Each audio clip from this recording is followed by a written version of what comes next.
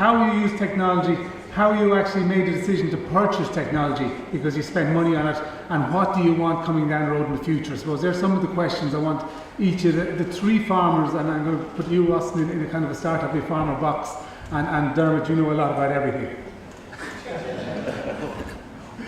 Michael, I'll ask you first.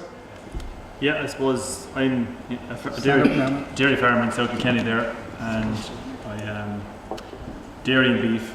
I suppose first adoption of technology was back as far as 2002 in the office. I suppose we started using the Kingswood program that has since turned into being on the mobile phone now, and everything goes, all data is inputted into that and goes through to ICBF.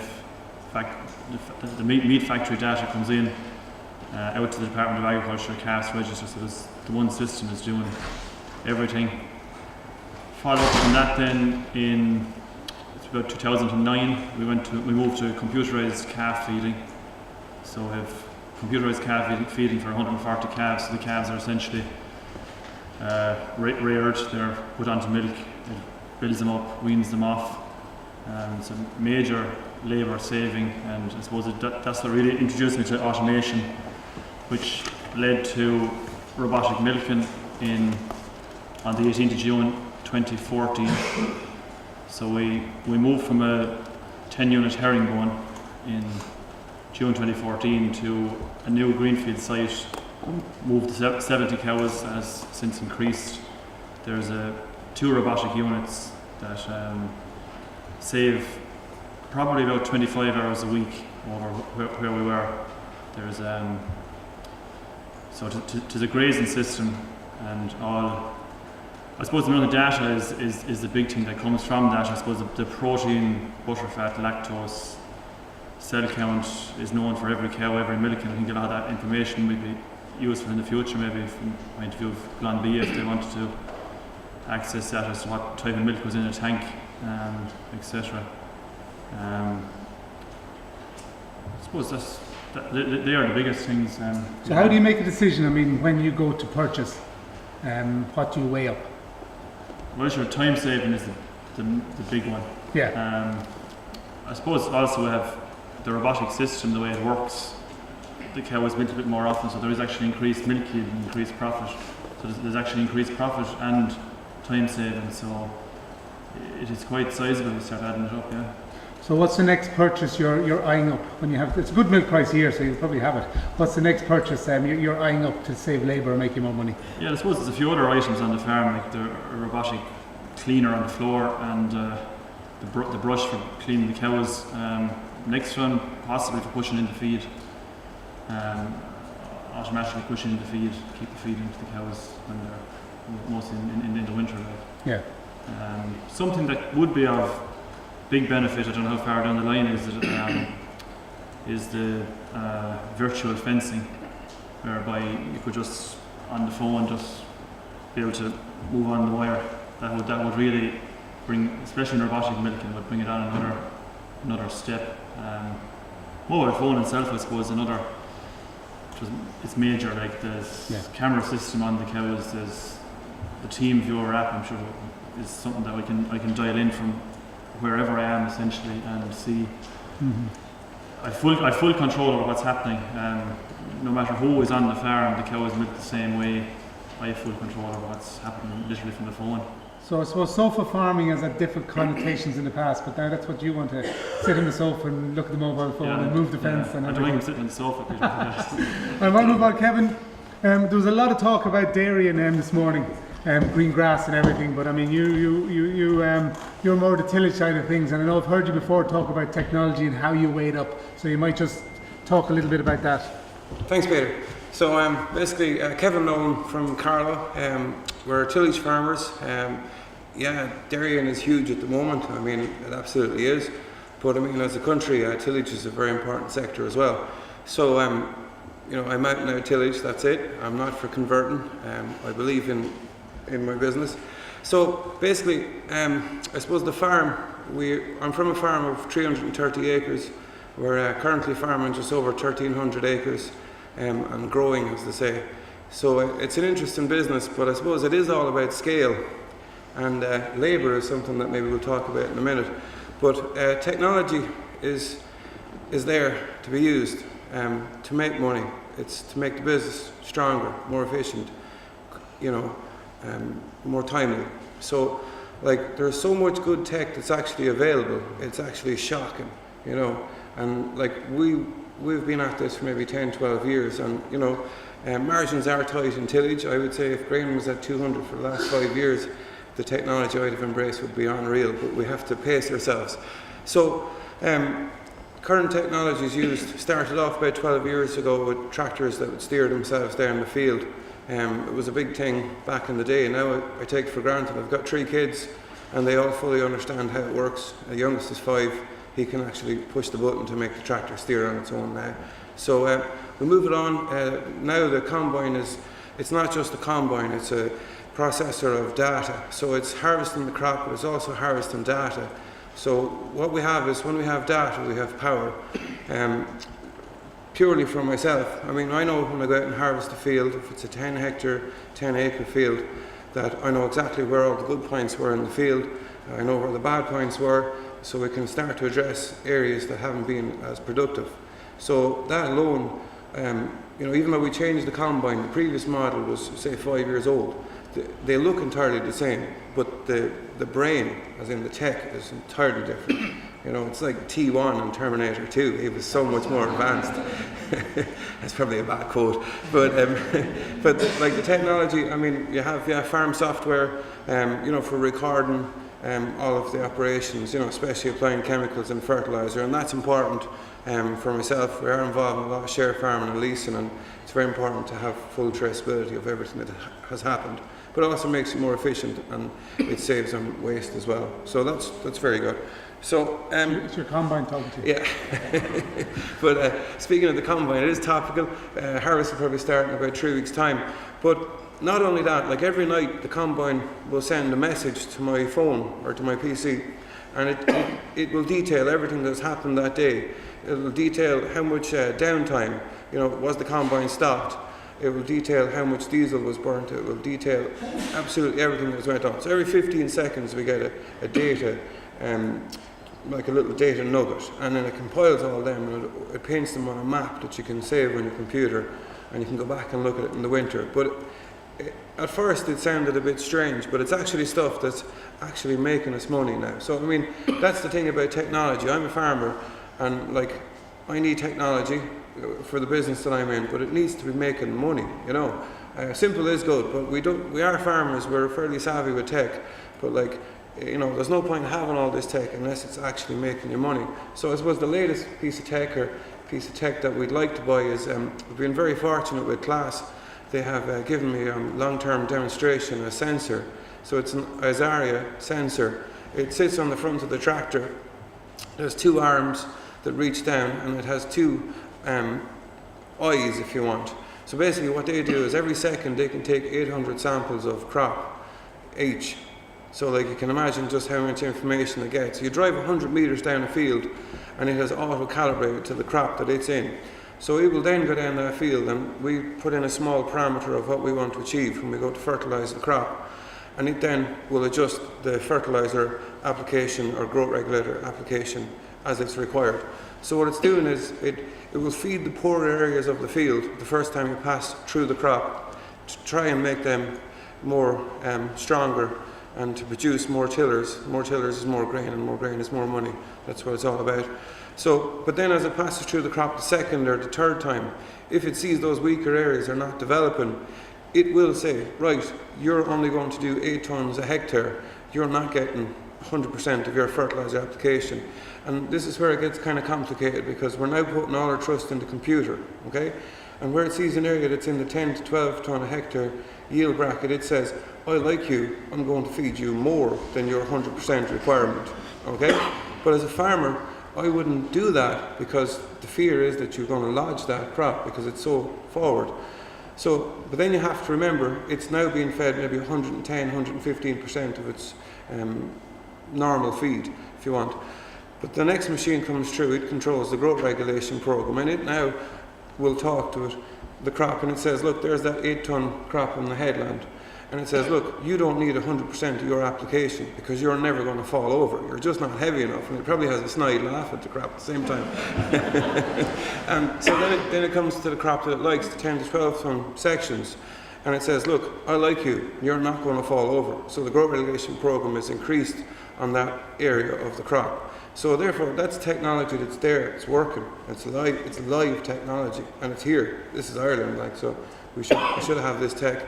So that technology has had a great impact for me. But I tried to explain it just like that, just to make it easy to understand. But like, it's technology that's working, it's simple, and it's very profitable to have. So I suppose those that are interested in the facts and figures, the sensors cost about 25,000 euros. The payback on that on a 200 hectare farm is 5 years for the 25 grand. But on each of those years, the Germans did some research that it would leave you about 1,000 euros into your pocket each year. But imagine if you're on 600 hectares, imagine how quick the payback is, and imagine how much money we'll save and make each year. So like, that technology that we have, it's brilliant to have it, you know, it's just fabulous what tech is out there. Yeah, I'm giving a good about how you gauge return on investment. I suppose just from a point of view of the safety statement is your 5-year-old son will never be in the tractor alone to press the button, whatever, you know, and no children should be in the tractor.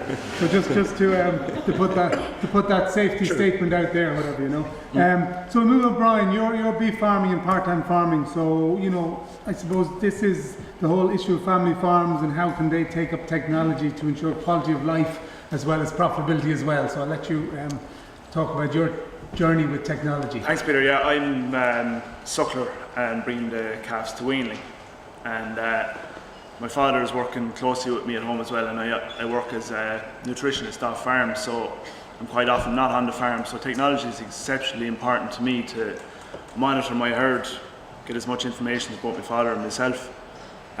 Ultimately, I want to put as many cows as I possibly can at the time I need to put them in calf.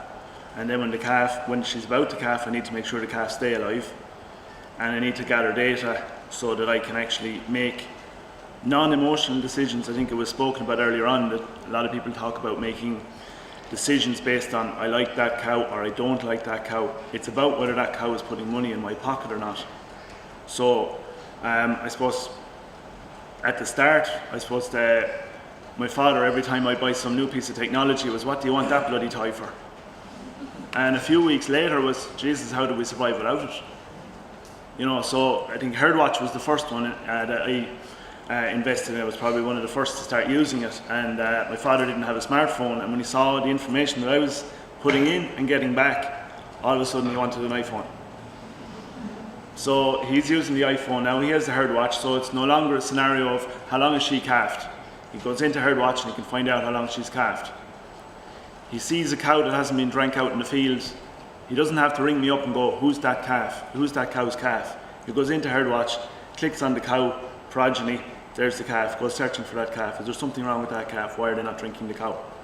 So that was the start of it. Just to give you an example of that, last 21st of last month, I scanned the cows in the morning, and obviously I separated the cows for scanning and I had the weanlings. The weanlings went up through the crush, and I weighed them all and dosed them according to their weight. I had the HerdWatch, I put in all the scan data so I could immediately collate all my calving details for the autumn and for the start of next spring. I had weigh details that went to the ICBF, and I had compliance to Board BIA from the dosing information. Now, to finish that loop, I then looked down, and again, we're looking at how do we make practical, financial, sensible decisions. And the STAR system for the suckler scheme, some people are for it and some people are against it. But nobody should be against anything unless they've actually got concrete figures on it. So when I looked at my figures, the 21st of last month, straight away it was very apparent. My cows were 4 and 5 star were rearing calves that were putting on more gain per day. And I had a list before I ever weighed the calves of heifer calves in my herd that I was not going to use as replacements, based on just that I didn't like the look of them and that the mothers were low stars, and it was bore out 100%. So I was able to use the information along with the genomics information that was coming back from my stock, and now I had proof in weight that yeah, she doesn't have enough milk, That's why she's not rearing a good enough calf. I don't want that animal in my herd in the future to be rearing light calves again. So that information. So other technology then, I'm in mostly autumn calving. I'm trying to get to almost all AI. So seeing a suckler cow bulling on slats is a bloody hard job for any of you who might have them. So I put in collars last December on the cows as well. So you can see why my father's always wondering why I'm buying ties. But again, you know, some cows, they might only flick the right here in their bulling, and that's about the size of it. It's an extreme, but at the end of the day, the technology is there measuring her movement, whether she's healthy, whether she's bullying, etc. So all those pieces of information are feeding down to my main aims of more calves on the ground when I want them, and the right kind of animal that's going to leave more money for me. So yeah, technology is very important because I'm off farm. Again, what I've been using in the last number of years is the moo call. And I also have a calving camera, and a lot of people's comment is, why do you need both? Well, I can't look at the camera if I'm asleep. So moo call wakes me up to alert me that there's something going on in the shed, and now I can flick on the camera. Instead of having to set off the alarm on my phone every hour or two during the calving season, waking the whole house. So my phone goes moo, I flick on my camera, I look at the cow, is she okay? She's in the calving box. If I can see a head and 2 legs, go back to sleep. Yeah? Very practical. There's no point in having a camera if you're fast asleep and you're kicking yourself this following morning. Jesus, I fell asleep and there's a calf dead in the yard, or there's a cow dead as well. So it's for me, it's about working smarter. I had a small smile yesterday. I wasn't in Moore Park, I had to do something else, but about that farmers can now try to aim to milk 100 plus cows and just work 45 hours a week. For most of us as farmers, you know, it's take the rough with the smooth. We work long days followed by short days, so everything that can shorten that by using clever technology. So if instead of me having to tail paint all my cows on a regular basis, if I have information that's giving me heat detection without having to go through that, and again, it's much easier to tail paint dairy cows because they're in the parlour twice a day, whereas I've got to bring in every single animal out of the field to do that. So, and again, just very, very briefly, the whole cost versus reward things. Yes, for some technologies, it's a very quick payback. So, take the moo call, saving 1 calf for me in a year, pays for it immediately, and multiples. The heat detection aid is going to be a long-term thing, and from a point of view of keeping that on your phone in the herd watch, like 4B audits are just so simple when you have all the information on the phone. You don't have these files of information that they have to delve through, and they're looking for trouble that you don't need to be alerting them to. So for me, it's time saving, and my father, he's his family reared, so I don't want to have him running and racing around after me doing unnecessary jobs if I have information that can reduce that workload. Oh, did you say all AI? Almost all AI now. Yeah, all AI now. Yeah. All AI, Yeah. So I mean, looking at that picture, and you painted a picture of basically the, you know, weaning, weighing, scanning. I mean, to complete that, you know, should the scanner be direct? Why should you be inputting anything there other than the dose?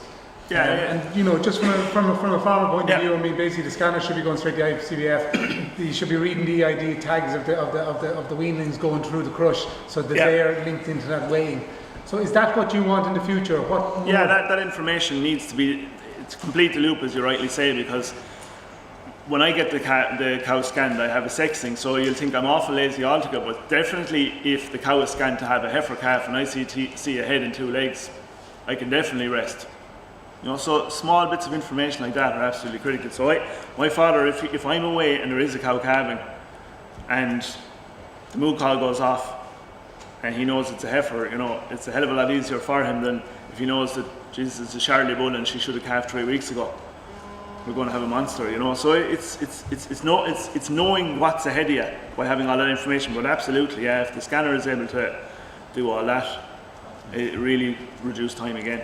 Yeah. But again, putting in the scan data, and what we really need to get to as well is this is not about replacing good stockmanship in a livestock farm.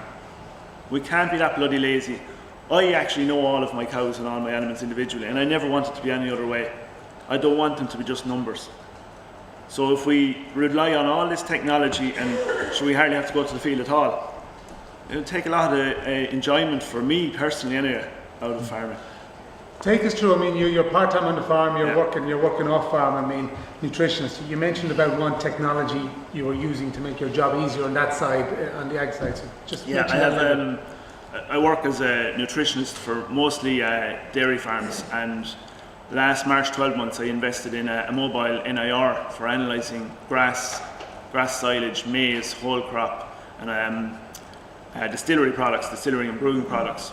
So I can actually go out onto a farm today, I can measure grass for a farmer, do a full grass budget around the farm, but also give them information as to what the protein content, the dry matter content, the DMD, the sugar content of the grass is there and then, and make management decisions such as there's not enough nitrogen being spread if the protein's very low in the grass, as a result of that, then we can look at how, if we need to supplement the grass, what's the correct product to do so.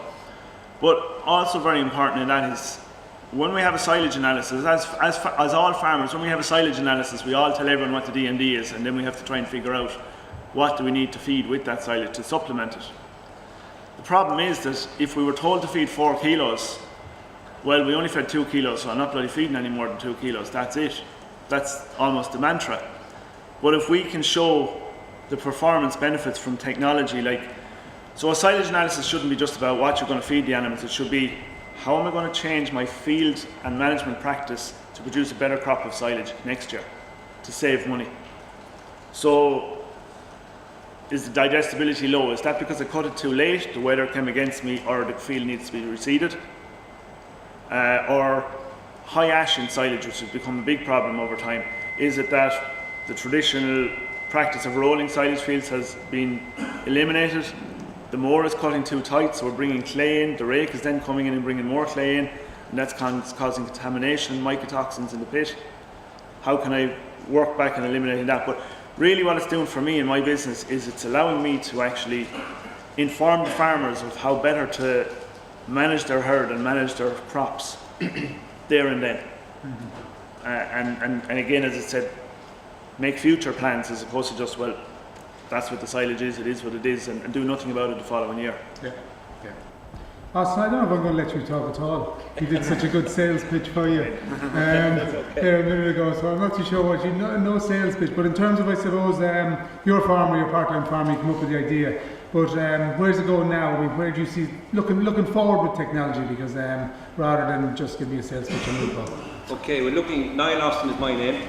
I'm involved with Moopal, a company that developed a calving sensor for cows, as you heard Brian talking about. Going forward with technology, I'm from a farm myself. My father still owns the farm, like many situations here in Ireland. He's 70 years of age. He's quite a fit man. I'm actually 45 this year. So again, the farm comes to me, it's getting later and later in a younger man's cycle.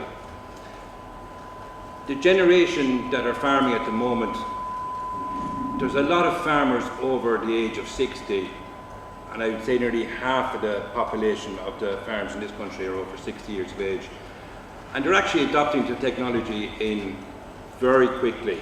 When they see the benefit coming from it, like a cow calving in the middle of the night and the phone going moo, regardless whether he's a smartphone or not, the fact that he's getting a message that the cow is calving. And if the son didn't have a calving sensor fitted to the cow's tail, the father would be saying the next morning, why did I get no message? My own father at home, I fitted a calving camera earlier this year, or last year, sorry, for the calving at home, purely for the fact that my father wouldn't have to get out of bed at night, even to go down and have a look, even though a Moopal was on the tail of the cow, or cows. But he was able to open up an iPad, tablet, press a few buttons like this with his finger in the middle of the night, and have a look at the cow, and zoom around the shed maybe as well. Other areas of technology I see going forward, where in the dairy side, where the older generation are quickly seeing their young members adopting into newer technologies like a robotic milking machine that was never heard of before, 10, 12, 15 years ago. And now this man over here has 2 of them. And he probably have a 3rd one, I'd say, within the next 2 years.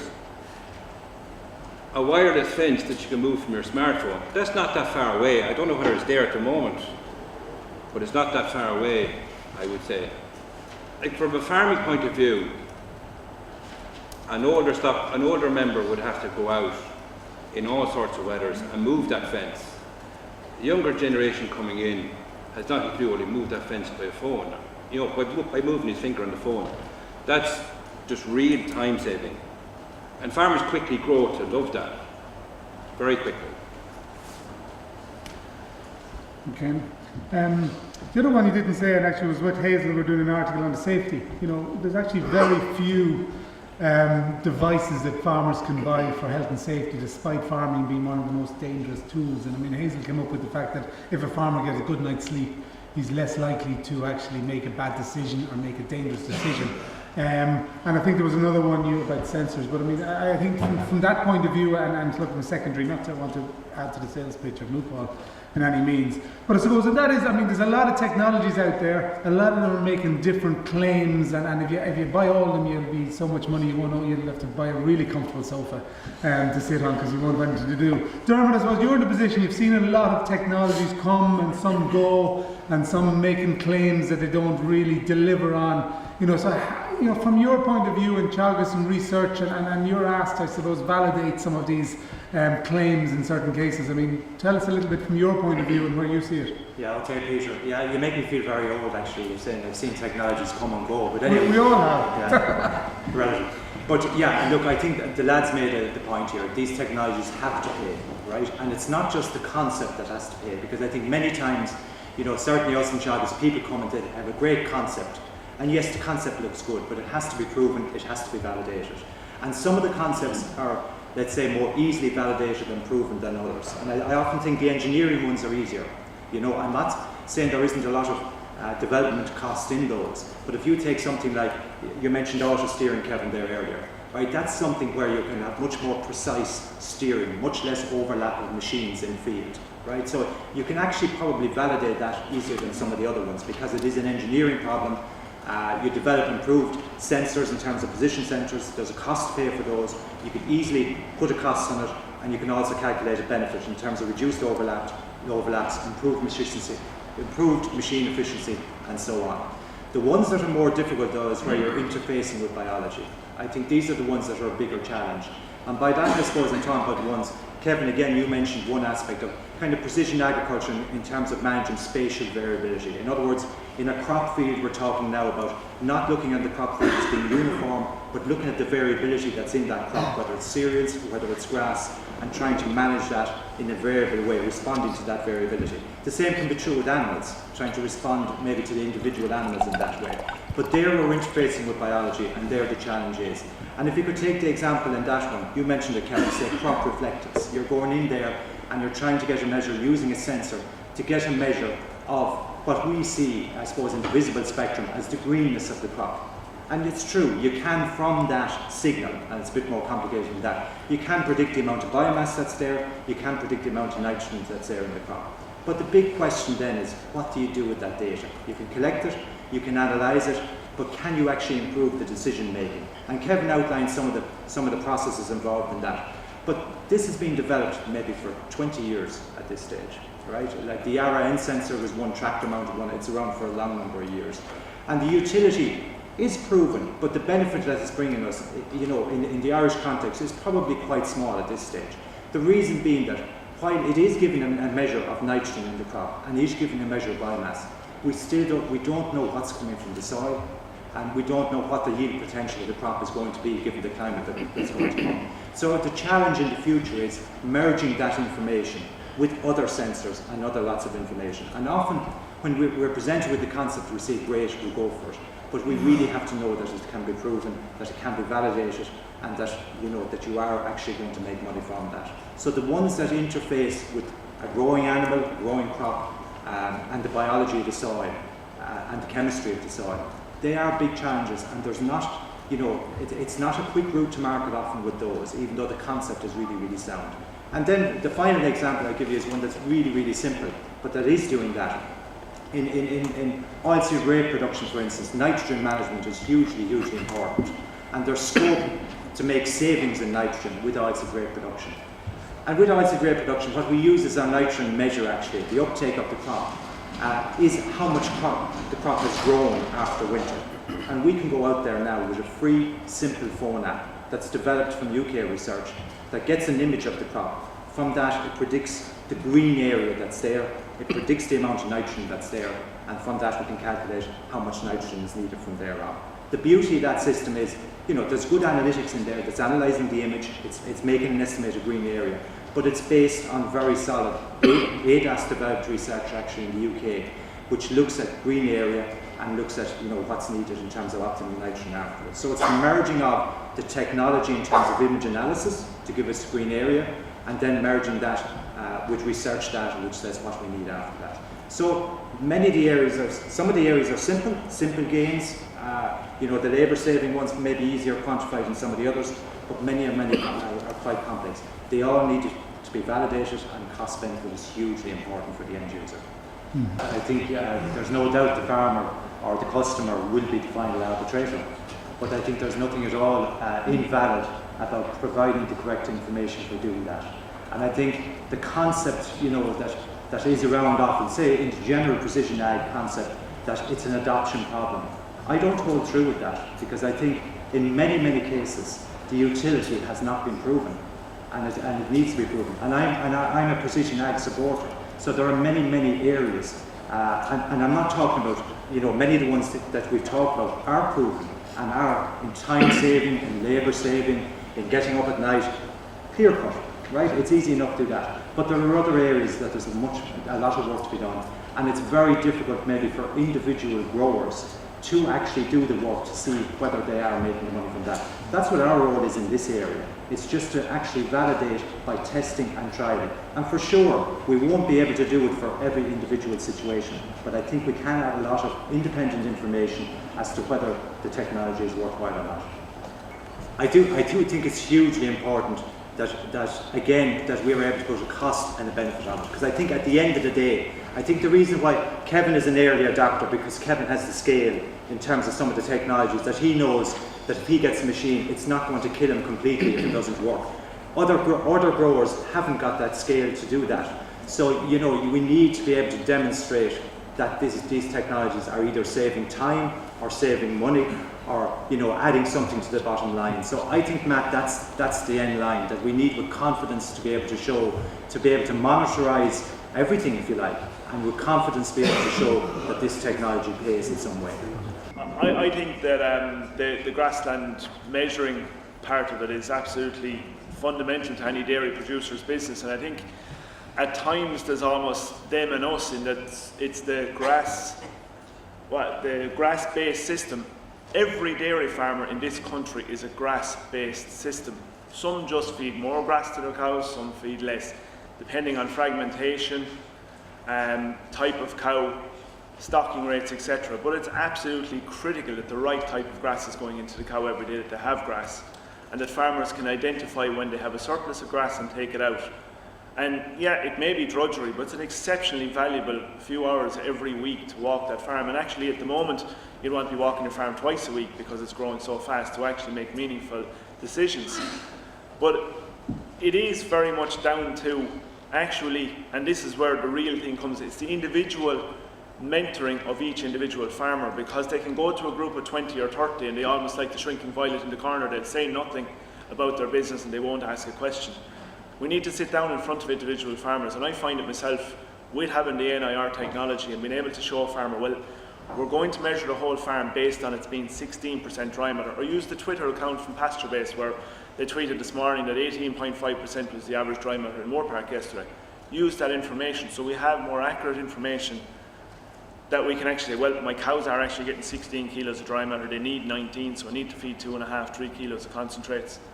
So I'd just like to put hands together for the 4 speakers.